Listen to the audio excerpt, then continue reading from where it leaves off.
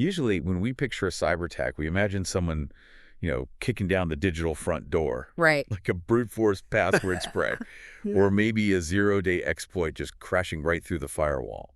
It's loud, it's direct, and the Security Operations Center typically sees the alarms going off the second it happens. Exactly. The bells and whistles start immediately. Yeah, but today's intelligence reports, and we're looking at a desk full of them, dated May 28, 2026. Right. They show us what happens when attackers completely abandon that front door approach.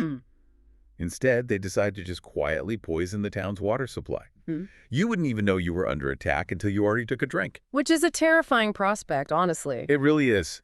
So we've got a desk full of supply chain nightmare scenarios for this deep dive. 3 distinct threats today, but they all highlight how threat actors are realizing it's far more efficient to just compromise the source. Yeah, we are looking at a fundamental shift in the economics of exploitation here. Because kicking down the door, as you said, requires expensive 0 days. You have to navigate heavily monitored perimeters. But compromising the supply chain, whether that is the actual developer writing the code, the IDE tools they use to build it, or even the mobile ecosystems we all rely on it, just offers unparalleled leverage. Yeah, because you're bypassing the perimeter entirely. Exactly. You bypass it because you're already inside the house. Okay, let's unpack this, starting with the human element of that supply chain. Sure. Because researchers at Wiz just published this report on a financially motivated threat actor. They're calling them JONX 0164. Right. Active since mid-2025. Yeah, mid-2025. And they are hunting cryptocurrency developers. But what's wild is they aren't going after the firm's cloud infrastructure. Right. They aren't trying to breach their AWS instances. No, they're going after the developers directly. Yes, via highly credible LinkedIn recruiter profiles. And the social engineering here is, it's incredibly tailored. They aren't just mass mailing phishing links to everyone at the company. Right. It's not a spray and pray. Exactly. They identify a specific crypto developer, they approach them with this lucrative, entirely believable career opportunity, and they schedule a virtual interview. Okay. The trap is sprung when the target clicks the actual meeting invite.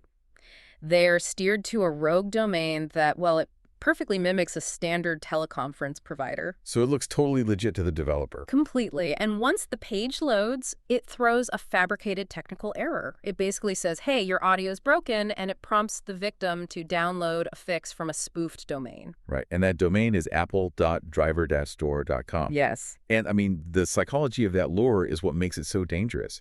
It's like a digital Trojan horse. Yeah. But instead of a giant wooden statue, it's an invitation to a dream job on Zoom. You're a developer, you're minutes away from a high-stakes interview for a massive payout, and your browser tells you your audio is broken. It creates instant panic. Right. It provides a link that says Apple Driver Store.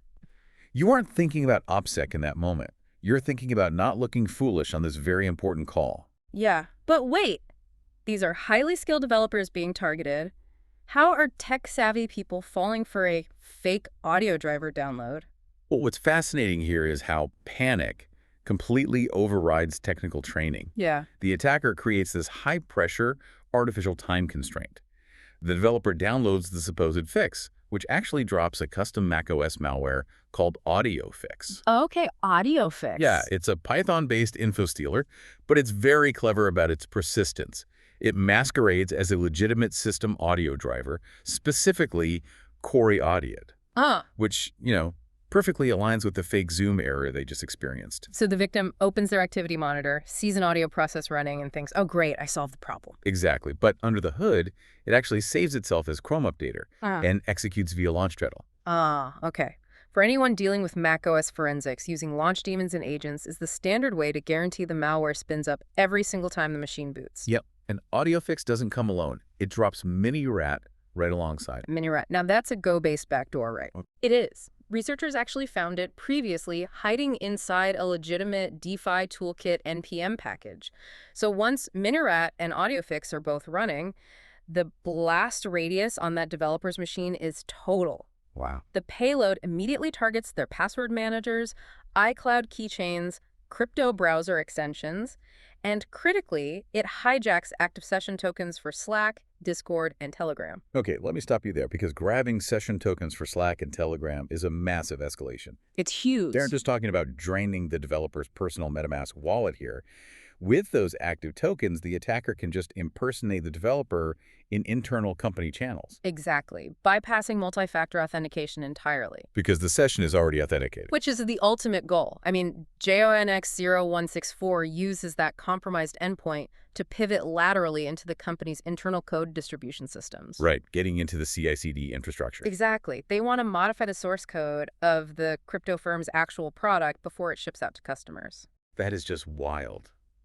Now, Wiz noted that these tactics, the fake recruiters, the intense focus on cryptocurrency firms, the specific spoofing domain patterns, they look remarkably similar to North Korean state-sponsored clusters, like Blue Noroff. They really do. They even observed the attackers using Astral VPN. Which is a known North Korean TTP. Yes, a very well-documented one. But Wiz stopped short of formal attribution. Why hold back if the playbook is, identical? Well, attribution is just notoriously difficult when financial motivation is involved. Fair. While the tactics mirror Blue Noroff, Wiz confirmed there is absolutely no current infrastructure overlap connecting JIN X0164 to Pyongyang. Oh, really? No overlap at all? None. And we have to consider that highly successful tactics are frequently commoditized. This could easily be a completely distinct financially motivated group just adopting a proven North Korean playbook simply because it yields consistent results. It's the cybercrime equivalent of corporate espionage. If your competitor's marketing strategy works, you just copy it. Precisely. Why reinvent the wheel? But, hacking developers one by one via fake Zoom links, no matter how effective it is, it doesn't scale infinitely. No, it's too manual. Right. If you want true planetary scale leverage, you don't just target the human. You compromise the open source tools they use every single day. Yes. Which brings us to our second story and explains why CrowdStrike, Google, and the Shadow Server Foundation just had to coordinate this massive takedown of the infrastructure powering a threat called Glassworm. Yeah, Glassworm operates on a completely different magnitude. Since early 2025, these operators, who are assessed to be Russian-speaking based on code comments and geographic execution checks, they have systematically poisoned over 300 GitHub repositories. 300. Wow. Yeah, and they targeted software developers by trojanizing VS Code extensions published on the Microsoft VS Code Marketplace and OpenVSX. Okay, that OpenVSX detail is critical because that means they are hitting developers who use popular VS Code forks, things like Cursor, Positron, VS Codium. Yeah. And a lot of enterprise developers use those forks specifically to bypass restrictive telemetry or licensing in the vanilla Microsoft build.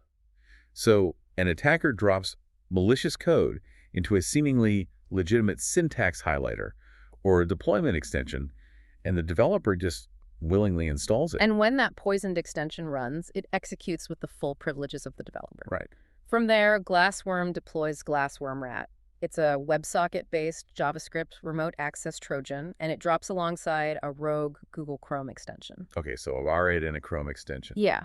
And the credential harvesting is extremely aggressive. They grab GitHub tokens, NPM access tokens, cloud infrastructure keys. Oh, wait, if they already have access to the developer's environment and they have their NPM tokens, why go through all the trouble of deploying a heavy WebSocket RAT and a rogue Chrome extension? Couldn't they just scrape the source code, steal the tokens, and disappear before they get caught? Well, they could, but that limits their return on investment. Scraping tokens is just a one-time payout. Oh. Deploying Glassworm Rat allows them to convert that infected developer's high-powered workstation into permanent covert infrastructure. The compromised host literally becomes a SOCKS proxy, a hidden VNC server, or a remote execution node. Oh, wow. They integrate the victim's machine into a global botnet. So the victim's machine is not just bleeding data, it is actively weaponized to launch attacks against other targets anonymously. Exactly. Routing traffic through a legitimate enterprise IP address. Which lets them bypass geofencing and IT reputation filters. Precisely. And to maintain control over this massive botnet of developer machines, Glassworm built an absolutely wild command and control architecture. Yeah. I mean, this is the part of the CrowdStrike report that is truly staggering. It's next level. They didn't just rent a server and bulletproof hosting. They built a decentralized, multi-layered C2 network. The resiliency they engineered is top tier. I mean, let's look at the channels. First, they hid their server addresses in the memo fields of transactions on the Solana blockchain. Let's break down the mechanics of that because it is brilliant evasion. The Solana blockchain is a public immutable ledger, right? Anyone can read it. Right. So when Glassworm wants to update the IP address for their botnet to phone home to, they just execute a tiny cryptocurrency transaction. And they paste the encrypted new IP address into the transaction's memo field. Yep. The infected machines on the developer's laptops are programmed to constantly query that public wallet address. It essentially acts as an untakedownable, decentralized DNS server. You cannot issue a subpoena to the blockchain to shut down a wallet. You can't. It's permanent. Furthermore, they use the BitTorrent DHT peer-to-peer network to retrieve configuration data. Oh, we're blending in with regular file sharing. Exactly. Blending their command traffic into the background noise of millions of file-sharing nodes. And then, for their final layer, they use Google Calendar event titles as dead drops to fetch C2 addresses. Using Google Calendar and the blockchain to control malware sounds like a sci-fi villain's backup plan. Why go through all this trouble? Well, if we connect this to the bigger picture, it's all about the blast radius. Okay. Compromising one developer's workstation gives attackers access to thousands of downstream users. The barrier to poisoning a package is low, but the payout is massive. Right. Which is exactly why Glassworm invested so heavily in a resilient, multi-layered C2 network. They have to protect their access. Because it's like a spy ring, where nobody knows the headquarters address. They just read the classified ads in the Sunday paper to know where to drop the stolen intel. That's a great way to look at it. If law enforcement burns down the newspaper, the spies just switch to looking at graffiti on a specific subway train. The malware checks Google Calendar via the official API. To a corporate firewall, that traffic doesn't look like malware phoning home. It just looks like a developer checking their meeting schedule for the day. Exactly. And the combination of these techniques makes neutralizing the botnet incredibly difficult. If security researchers sinkhole the primary IP, the malware just checks Google Calendar. If Google purges the calendar, it queries the Solana blockchain. It requires a perfectly timed, multi-party operation to sever all communication simultaneously. Which is exactly why the coordinated effort between CrowdStrike, Google, and Shadow Server was necessary. Yes. They severed all 4 channels at the exact same moment, completely stranding the infected machines. It's a massive win. But it highlights the terrifying reality of that blast radius you mentioned. A single poisoned VS Code extension compromises a developer. That machine is then used to poison an open-source NPM package, which is then downloaded by thousands of downstream organizations, embedding that malicious code into commercial products. The scaling economics for the attackers are undeniable. They really are. And we have to recognize the life cycle of these techniques, too. What we see in cybersecurity is a relentless trickle-down effect. Oh, for sure. Elite groups pioneer these resilient, decentralized infrastructures. They pioneer these legitimate traffic evasion techniques. But those tactics don't stay confined to enterprise espionage. No, they always leak out. Give it 12 to 18 months, and those same advanced evasion methods are commoditized, packaged up, and deployed against everyday consumers. Which bridges us directly to our final intelligence block. The techniques we just discussed at the enterprise level are currently hammering everyday consumers across Latin America and Europe. Yes, we have new findings from WatchGuard and ESET. Right. Simultaneous findings on 2 major banking Trojan campaigns. Grandorero targeting Windows environments and BTMOB destroying Android devices. Let's start with Grandorero. Okay, so Grandorero is a fascinating study in persistent adaptation. It has been active since 2016, heavily targeting financial institutions. And currently, its primary crosshairs are on Portugal and Mexico, right? Yes. Brazilian authorities actually launched a major operation to dismantle its infrastructure earlier this year, but the operators simply evolved their loader mechanisms. Of course they did. So the latest variant uses a technique called DLL sideloading, relying on files compiled in Delphi 11. Specifically, they're abusing a file named libweb.dll. Let's dig into how that actually bypasses execution policies. Sure. So Windows operating systems rely on dynamic link libraries, or DLLs, to execute shared code. Right. When a legitimate executable launches, Windows searches for the required DLLs in a very specific, predefined directory order. It generally checks the directory where the application is installed first. Okay. The Grandorero operators drop a legitimate, signed executable onto the victim's machine. but they place their malicious libweb.dll in the exact same folder. I see. So when the legitimate program runs, Windows blindly grabs the malicious DLL sitting right next to it, loading the malware directly into the memory space of a trusted process. Exactly. Your antivirus sees a signed, trusted application running, completely unaware that it just loaded a malicious payload. Yep. But the persistence isn't even the most concerning update to Grandorero. It's how they are hiding the communications back to their servers. Right, this is where it connects back to what we were saying about hiding in plain sight. Yes. They have integrated libraries that support WebRTC. Specifically, they're routing their command and control traffic over the STUN and IC protocols. Which means they're hiding in the loudest, messiest traffic on the internet. Because WebRTC and those HDN and ICE protocols are the exact underlying technologies used for NatReversal by Zoom, Microsoft Teams, WebEx. Exactly. It's how peer-to-peer audio and video find a path through firewalls. And when the Grandorero malware talks to its operators, the packet capture looks nearly identical to standard video conferencing traffic. It's high-volume UDP data that firewalls are explicitly configured to allow through to ensure smooth video calls. Wow.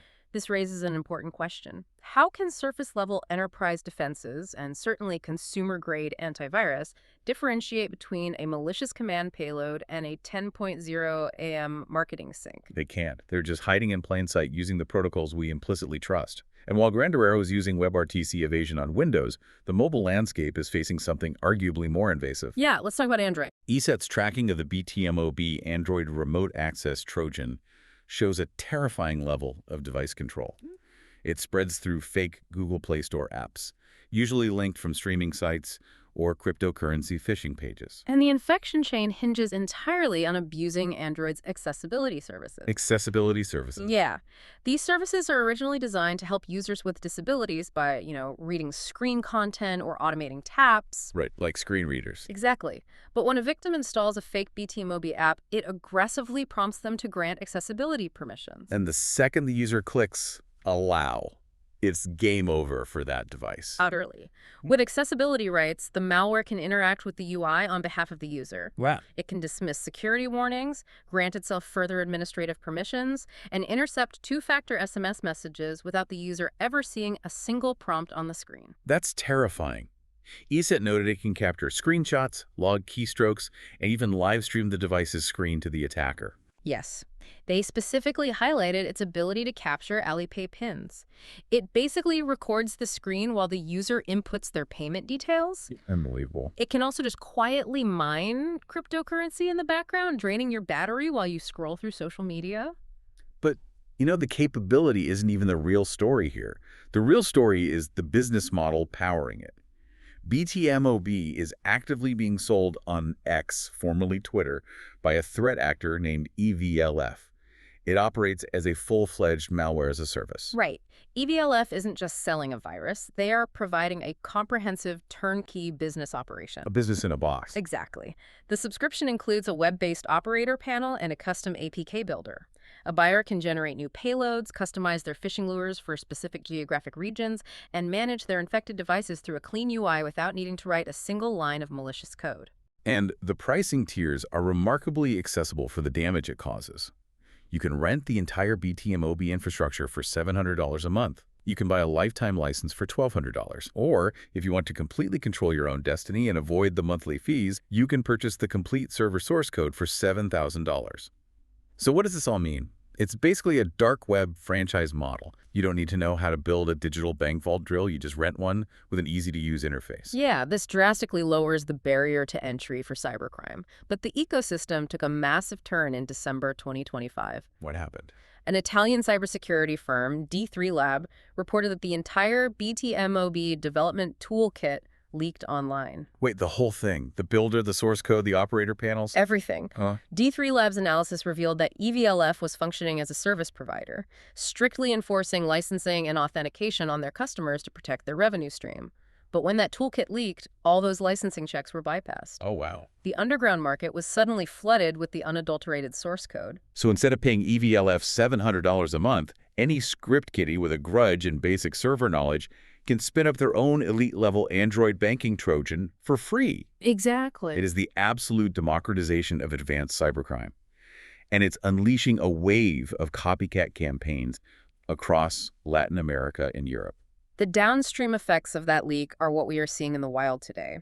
When enterprise-grade evasion tactics trickle down to the consumer level and the tools to deploy them become free, the sheer volume of attacks increases exponentially. Absolutely. So, bringing all these threads together, what does this mean for our operational mindset? Yeah. The takeaways from today's intelligence require a massive shift in how we evaluate trust.